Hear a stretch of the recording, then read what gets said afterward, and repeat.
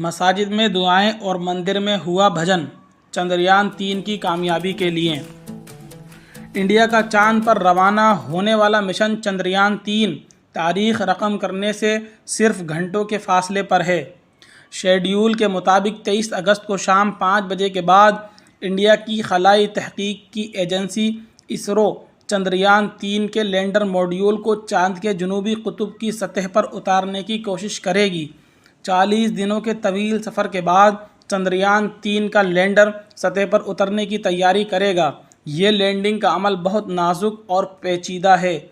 इसमें सबसे अहम आखिरी 15 मिनट होते हैं। ये 15 मिनट चंद्रयान-2 की लैंडिंग में भी अहम साबित हुए थे। उस वक्त के इसरो के सरबराह ने मिशन की नाकामी को आखिरी 15 मिनट की दहशत करार दिया था। सन 2019 में चंद्रयान-2 के लॉन्च में लैंडर मॉड्यूल चांद की सतह से 2.1 किलोमीटर के फासले तक पहुंच गया था। उस वक्त सब कुछ ठीक था, लेकिन उसके बाद लैंडर मॉड्यूल मामूली तकनीकी खराबी की वजह से क्रैश हो गया। इसरो के मौजूदा चेयरमैन एस सोमनाथ ने कहा है कि चंद्रयान-3 लैंडर मॉड्यूल के साथ इस तरह के हादसे को रोकने के लिए तमाम इंतजामात किए गए हैं और अगर हिसाब में मामूली सी भी गलती हो जाए तो भी साइंसदानों ने चंद्रयान-3 लैंडर को सतह पर उतारने के लिए एहतियाती तदाबीर इख्तियार की हैं। चांद पर उतरना ज़मीन पर उतरने जैसा नहीं है। ज़मीन पर किसी हवाई जहाज़ या चीज़ के उतरने का मंजर याद रखें। तैयारा ऊंचाई से आहिस्ता आहिस्ता आगे और नीचे की तरफ जाता है और रनवे पर उतरता है। स्काई ड्राइवर जो हवाई जहाज़ से छलांग लगाते हैं, पैराशूट की मदद से बहिफाजत ज़मीन पर उतर आते हैं। ये दोनों अमल ज़मीन पर तो मुमकिन हैं, लेकिन चांद पर मुमकिन नहीं। चूँकि चांद पर कोई हवा नहीं है, इसलिए लैंडर को हवा में उड़ाकर नहीं बल्कि सिर्फ पैराशूट की मदद से लैंड कराना मुमकिन है। इसके लिए चंद्रयान-3 के लैंडर में रॉकेट नस्ब किए गए हैं। उनको इग्नाइट करने के बाद लैंडर की रफ्तार को कंट्रोल कर साइंसदान सुस्त रफ्तारी के साथ सॉफ्ट लैंडिंग की कोशिश करते हैं। लाखों मील दूर मंगलयान को भी ज़मीन पर मौजूद वसी खलाई नेटवर्क से मुंसलिक साइंसदानों के हाथों कंट्रोल किया जाता है। चंद्रयान-3 के लॉन्च से लेकर चांद की सतह पर उतरने तक इसरो के साइंसदान बूस्टर जलाकर उसकी सिमत और रफ्तार को कंट्रोल कर रहे हैं। ताहम लैंडिंग के दौरान उसे इस तरह कंट्रोल नहीं किया जा सकता, इसलिए उसमें खुद ब खुद उतरने का प्रोग्राम नस्ब है। चंद्रयान-2 में भी ऐसा ही इंतज़ाम किया गया था। आप कंट्रोल क्यों नहीं कर सकते? क्या वजूहात हैं? चंद्रयान-3 का लैंडर चांद के गिर्द एक लंबे गोल मदार में चक्कर लगा रहा है। चांद की सतह से 100 किलोमीटर ऊपर से गुजरने के बाद ये चांद की कशिश शक्ल में जाने के लिए अपने बूस्टर को भड़काता है। उसके बाद ये तेज़ी से चांद की सतह की तरफ गिरना शुरू हो जाता है। जब ये गिरने लगता है तो उसकी रफ्तार बहुत ज़्यादा होती है।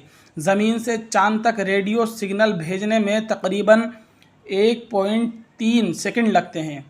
इसी सिग्नल को दोबारा ज़मीन तक पहुंचने में 1.3 सेकंड लगते हैं। इस तरह चंद्रयान लैंडर ज़मीन को एक सिग्नल भेजता है और इसके जवाब में दूसरा सिग्नल उस तक पहुंचने में 1.3 सेकंड का वक्त लगता है। उसका मतलब है कि इस अमल को मुकम्मल होने में तकरीबन 2.5 सेकंड लगते हैं। यानी कई सौ किलोमीटर फ़ी घंटा की रफ्तार से चांद पर गिरने वाले लैंडर को कंट्रोल करने में 2.5 सेकंड लगते हैं। इस इजाफी वक्त की वजह से लैंडर को ऐसा बनाया जाता है कि लैंडर अपने फ़ैसले खुद करता है। ऐसी कोशिशों में सब कुछ तकनीकी तौर पर दुरुस्त होना चाहिए, वरना थोड़ा सा फ़र्क भी मसाइल का बाइस बन सकता है। चंद्रयान-3 पहले अपने बूस्टर को फायर करके 100 किलोमीटर की बुलंदी पर चक्कर लगाता है ताकि ये चांद की सतह की तरफ गिर सके। वहाँ से यह तेज़ी से चांद की सतह पर गिरेगा। इसी तरह लैंडर मॉड्यूल को लैंडिंग के वक्त चांद की सतह से 90 डिग्री के ज़ाविये पर होना चाहिए। चंद्रयान-3 के 4 टांगे चांद की सतह को अमूदी तौर पर नहीं छू सकती, चाहे वो किनारे की तरफ कितना ही झुक जाए। इसके बाद चंद्रयान के उल्टे या गिरने का ख़तरा होगा। अगर ऐसा होता है तो रोवर्स उससे बाहर नहीं निकल सकेगा। चांद की सतह पर सॉफ्ट लैंडिंग के बाद लैंडर मॉड्यूल ज़मीन को सिग्नल भेजेगा। थोड़ी देर बाद उसमें नस्ब रैंप खुल जाएगी। इसके ज़रिए रोवर प्रज्ञान चांद की सतह पर उतरेगा और वहां से तस्वीर लेकर हैंगलोवर के करीब इंडियन डीप स्पेस नेटवर्क को भेजेगा। साइंटिफिक प्रेस ऑर्गेनाइजेशन के master scientist doctor TV Venkateswaran ने बीबीसी को बताया कि लैंडर को 100 किलोमीटर की बुलंदी से चांद की सतह पर उतारने का 15 मिनट का अमल 8 मराहिल में मुकम्मल होगा। सॉफ्ट लैंडिंग का अमल उस वक्त शुरू होगा जब ये 100 किलोमीटर से 30 किलोमीटर की बुलंदी तक पहुंचेगा। उस वक्त तक लैंडर के पांव चांद की सतह के उफुकी पोजीशन में होते हैं। उसके बाद रफ्तार को मज़ीद कम करने के लिए लैंडर में रॉकेट फायर किए जाएंगे। जब लैंडर 30 किलोमीटर की बुलंदी पर होता है तो उसकी रफ्तार बहुत ज़्यादा होती है। इस रफ्तार को कंट्रोल करते हुए ये चांद की सतह से 7.4 किलोमीटर की बुलंदी तक पहुंच जाता है। 100 किलोमीटर की बुलंदी से यहाँ तक पहुँचने में 10 मिनट लगते हैं। इसे पहला कदम कहा जा सकता है। लैंडिंग का दूसरा मरहला 7.4 किलोमीटर की बुलंदी से ये कदम ब कदम 6.8 किलोमीटर की बुलंदी तक आएगा। उस वक्त लैंडर की टांगें जो उफुकी थीं वो चांद की सतह की तरफ 50 डिग्री मुड़ जाएंगी। इसके बाद लैंडर पर मौजूद आलात इस बात की तस्दीक करेंगे कि आया ये उस जगह जा रहा है जहां उसे उतरना है या नहीं। तीसरे मरहले में लैंडर को 6.8 किलोमीटर की ऊंचाई से 800 मीटर की बुलंदी तक आना है।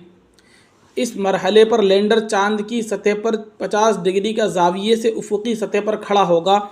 इसके अलावा रॉकेट की रफ्तार भी कम हो जाती है और वहां से ये चौथे मरहले में 150 मीटर की बुलंदी तक उतर आएगा। इस ऊंचाई पर लैंडर इस बात को यकीनी बनाएगा कि लैंडिंग साइट मुकम्मल तौर पर मुसत्ता है। वहां से ये पाँचवें मरहले में 150 मीटर से 60 मीटर तक नीचे आएगा। वहां से लैंडर की रफ्तार मज़ीद कम हो जाएगी। छठे मरहले में ऊंचाई 60 मीटर से कम होकर 10 मीटर रह जाएगी।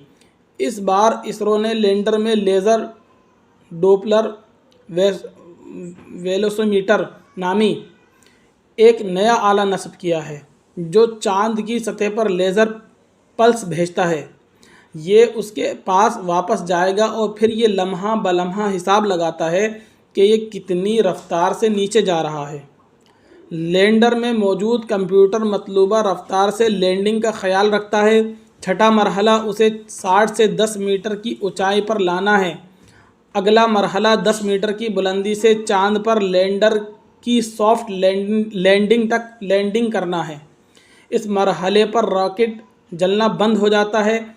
उसकी वजह यह है कि अगर जलते हुए रॉकेटों की वजह से चांद की सतह पर उड़ती धूल लैंडर पर लगे तो सोलर पैनल्स पर पड़ती है तो उससे उनकी बिजली पैदा ना करने का ख़तरा पैदा हो जाएगा।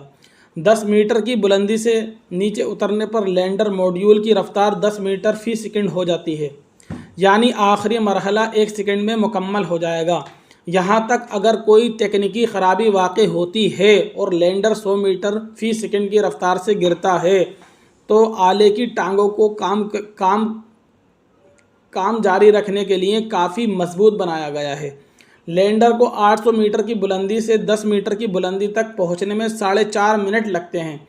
उस वक्त कुछ हो जाए तो कोई कुछ नहीं कर सकता। लैंडर बहिफाजत उतरने के बाद रैंप खुल जाता है और रोवर प्रज्ञान बाहर आता है और चांद पर उतरता है। ये लैंडर की तस्वीर लेता है और इन्हें वापस ज़मीन पर भेज देता है। ये 8वां मरहला है। वहाँ से लैंडर विक्रम और रोवर प्रज्ञान 14 दिन तक चांद की जनूबी कुतुब पर तहकीक करेंगे। तो दोस्तों, अगर आपको ये मेरी रिपोर्ट अच्छी लगी है तो प्लीज़ अपनी राय कमेंट